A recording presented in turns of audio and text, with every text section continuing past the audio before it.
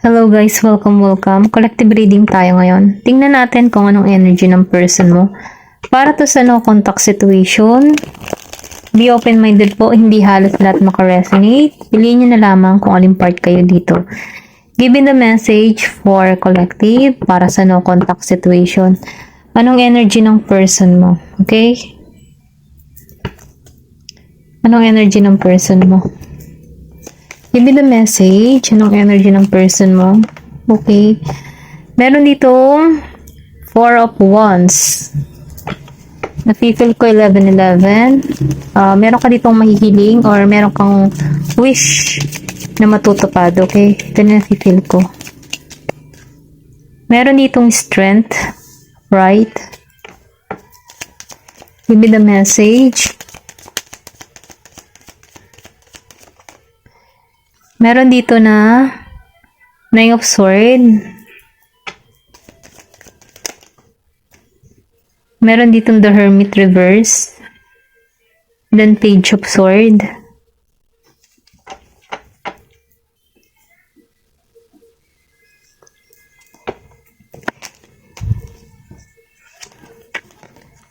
Meron ditong Justice. Okay, Justice. Tumalsik to. Meron ditong Ten of Cups reverse.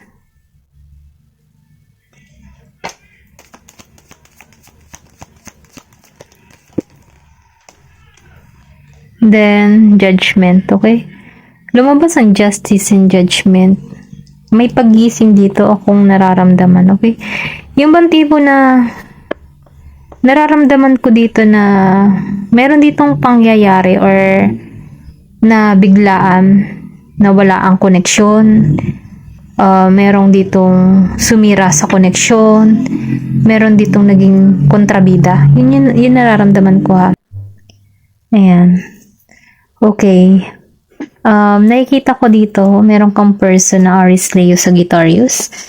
Meron ka ding Scorpio, Cancer, and Pisces, Gemini, Aquarius, and Libra. Meron din ako nakikita dito na Virgo.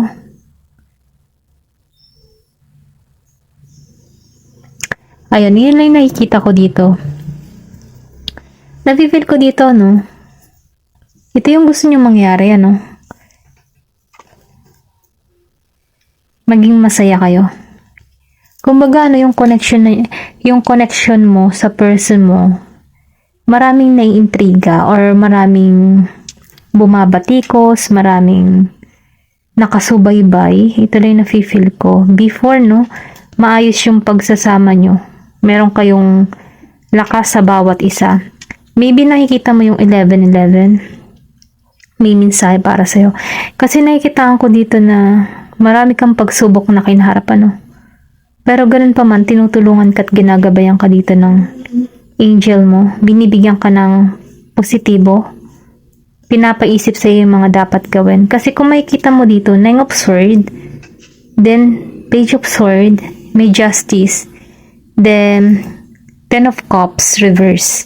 So, ibig sabihin, sinubok yung inyong connection. Ito lang nafe-feel ko ha. Sinubok yung connection na ito. Kasi kung makikita mo dito sa Nine of Swords, then Page of Swords, then Justice, meron ditong gumawa para masira yung connection nyo. Meron ditong gumawa ng hindi maganda na kung saan ano, nagpahirap. Kumbaga nakikitaan ko dito na may gumulo. Kasi kung makikita mo dito sa Four of Wands, masaya kayo eh. Kaya lang, habang kayo masaya dito, meron ditong mga tao na nakatingin. Maybe meron ditong naiinggit, may nagsiselos, or pwede rin sabihin na merong gusto sa partner mo, yung mga nanira, okay, sa connection mo. Kumbaga, meron dito nag-traitor o gumawa ng hindi maganda sa connection nyo. Ito lang na-feel ko. Kasi kung makikita mo dito sa Page of Swords, meron pagkamahi kayo, meron ditong nag-curse, or pwede rin sabihin na may gumawa upang masira. Kasi kung makikita mo dito, meron ditong nababalisa, hindi makatulog. Or pwede rin sabihin na merong mga galit Ito na nafe-feel ko. Yung tipo ba na hindi pabor sa connection yung dalawa? Sa partido mo or sa partido nitong lalaki, yung tipong ganun. Sa bawat partido, meron ditong may ayaw sa connection na to. Pero ganun pa man meron din ditong sumira na kung saan hindi naging matagumpay yung connection na to. Kung makikita mo kasi yung Ten of Cups naka-reverse. Nakikitaan ko din dito na meron dito nanlumo. Pwede rin sabihin, ito yung nararamdaman ng person mo. Nanlumo siya. Nabalisa, natakot. Pero ganun pa man, meron ditong justice. Darating ang justice para sa inyo. Okay, ito lang yung nafe-feel ko. Kasi kung makikita mo dito sa judgment, meron ditong ginigising, awakening. Kumbaga may paggising dito. Ito lang yung nafe-feel ko. Meron ditong gumagawa ng hindi maganda sa connection nyo para ba ma-stuck siya sa ganitong sitwasyon. Kasi kung makikita mo dito sa justice nawala eh. Feeling na to eh. Yung tipong na-hold siya, na-stuck siya sa sitwasyon. Ganun lang yung nararamdaman ko. Meron ditong naiinggit, nagagalit, or ayos sa connection nyo. Ganun ba? Then lumabas sa The Hermit, reverse. So, ibig sabihin, hindi ito makahanap ng kaliwanagan, hindi siya makahanap ng sagot bakit naging ganito yung koneksyon. May ganun tao dito na nagtanong na bakit naging ganito. Or pwede rin sabihin yung person mo, ito yung tanong niya, bakit ito yung kinahinatnan? Samantalang maganda naman yung pangyayari nyo, okay? Maganda yung connection, maganda yung samahan. Pero bakit ganito ang kinalagyan? Kasi nga, meron ditong mga naiinggit sa connection na meron kayo. Merong gumulo. Okay? Ito na yung nafe-feel ko. Meron ditong kumokontrol, yung tipong may mahika. Itim na mahika. Or meron nag-curse, may nagalit, ganon. Na kung saan hindi maging matagumpay yung pagsasama nyo. May taong ganon dito. Kaya, ganito yung kinahinat na ng inyong relasyon. Nawalan kayo ng pag-asa bawat isa. Ito lang yung nafe-feel ko. Meron ditong umalis. Then ganun pa man may paggising dito. Kumbaga ginigising tong connection na to. Okay, tingnan pa natin kung ano pa yung mensahe para sa'yo. Tingnan natin. Kasi meron ditong mga karibal, may naiinggit, may nagagalit. Kasi kung makikita mo, maayos yung connection nyo. Maybe madalas mo makita yung 11-11. May nakasubaybay. Maybe may nagkakagusto sa person mo or pwede rin sa'yo na gumawa ba ng kaguluhan sa connection na to. May naiinggit, may ibang tao, ganun ba? Ito na yung nafe-feel ko. Na kung saan gusto ng tao na to na maramdaman nyo yung ganitong pagkabalisa, hiwalay, walang successful na pagsasama. Pero ganun pa man, meron ditong justice na magaganap. Then, judgment, may paggising. Sa panahon ngayon, wala kang makitang sagot, nahihirapan ka, marami kang tanong, pero ganun pa man nafe-feel ko dito na maalisan mo to, okay?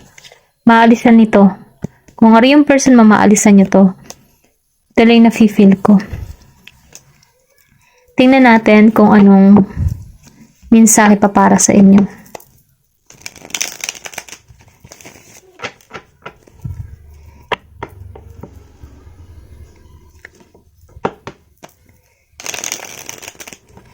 Give me the message. Ano mensahe pa? Karagdagang mensahe.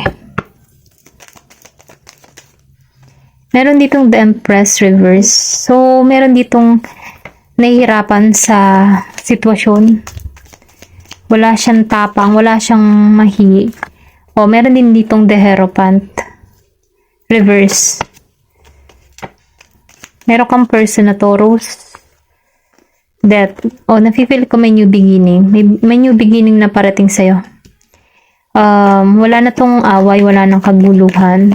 Tapos na yung mga conflict away. Kasi, nagkagulo kayo dito eh. Ito yung nararamdaman ko. So, nasira yung Then, lumabas si Ten of Sword reverse. So, ibig sabihin, kung meron man sumpa, may curse, matatapos na to. Okay? Kasi, kung makikita mo dito, may Judgment, may paggising na. Then lumabas yung Justice. Magkakaroon ng hustisya yung connection na to. Kasi masaya kayo eh. Masaya kayo. Okay?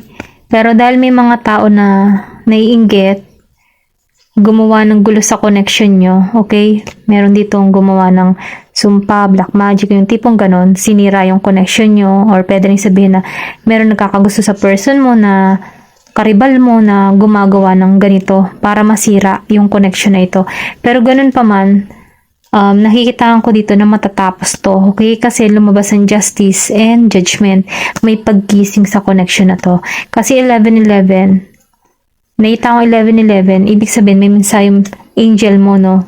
New love is coming or panibagong simula. Okay? Ito lang yung nafe-feel ko. Kasi lumabas ang 10 of sword reverse. So, ibig sabihin, tapos na. Hindi na to magtatagumpay. Hindi maalisan tong ganitong pangyayari. Kumbaga yung gumagawa ng mga curse na yan, wasak na. Okay? Ito lang nafe-feel ko, wasak na. Kasi, darating na dito yung new beginning, okay? Ito na yung nafe-feel ko. Walang away. Kumbaga magkakasundo na to. Wala nang pain na mararamdaman. Kasi sinira lang yung connection na ito. Ito na yung nafe-feel ko. Hindi halos lahat makaka-resonate. Ito lang yung nararamdaman ko. Then dito, no, sa The Empress and the Hierophant, nafe-feel ko dito, ito yung energy nung gumagawa or something na may naiinggit. Maybe meron Taurus na naiinggit or ito lang nararamdaman ko, Taurus and Pisces. Then, nafe-feel ko dito, no, na itong tao na to,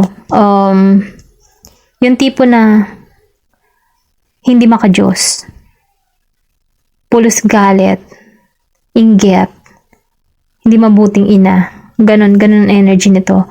Maybe itong tao na to, hindi masaya ang buhay niya. Okay? Kaya ito ay nandamay. Maybe nakikitaan kayo nito na sobrang saya nyo, okay ang love story nyo. Samantalang itong tao na ito, hindi siya masaya sa kanyang pamumuhay. Kaya gumawa siya ng something na pang ano sa inyo, okay? Yung gumawa ng hindi maganda, spell, para maghiwalay kayo, magulo yung samahan nyo. Ganon. Pero ganon pa man, ano, tapos na to. Hindi na to magtatagumpay. Kasi lumabas na dito ang death. Tapos na. Meron ditong new beginning parating sa'yo. Kumbaga, no, tapos na yung cycle. Ito lang yung nararamdaman ko.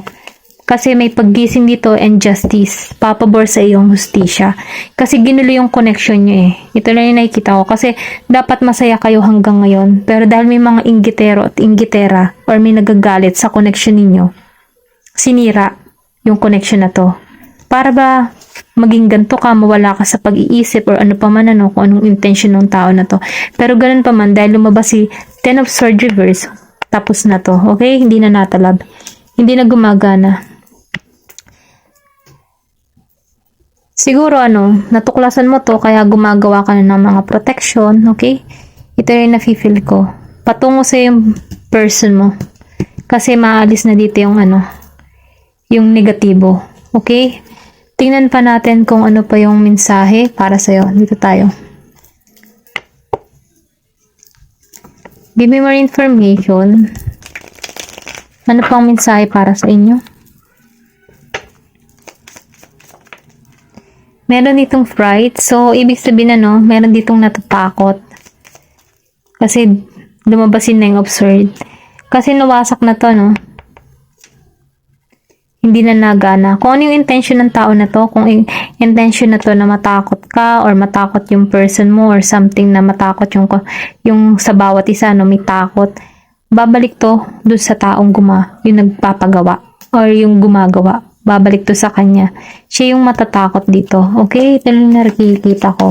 Kung gusto nitong tao na to na magkaroon ka ng phobia, depression, mga ganyan-ganyan, siya ang makakaranas nito. Kasi nagsisimula na eh. Okay? Kasi mahina na siya. The Empress reverse and the Hierophant. Mahina na yung faith nito, mahina na yung kanyang pananampalataya, nawawala na siya sa wisyo, wala siyang tapang, wala siyang lakas ng loob. Kumbaga, no, nagiging siyang mahina mag-isip, ganun.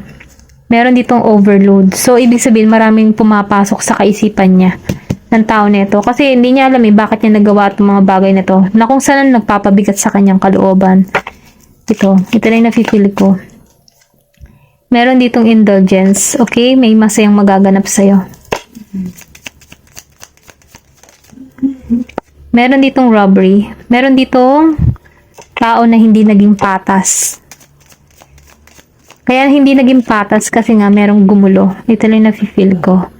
Merong hindi naging patas sa connection na to. Kasi controlling eh. Okay, stop. Matatapos na to.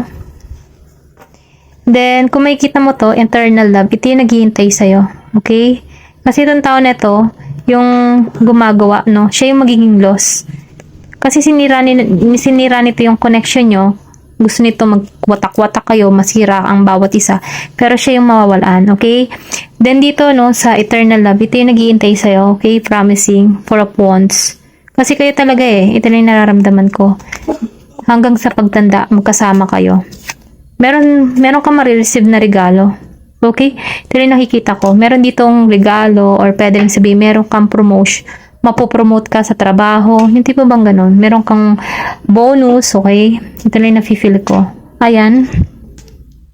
Okay, hanggang dito na lamang po. Thank you for watching and love and peace. Thank you for watching Glow and Peace.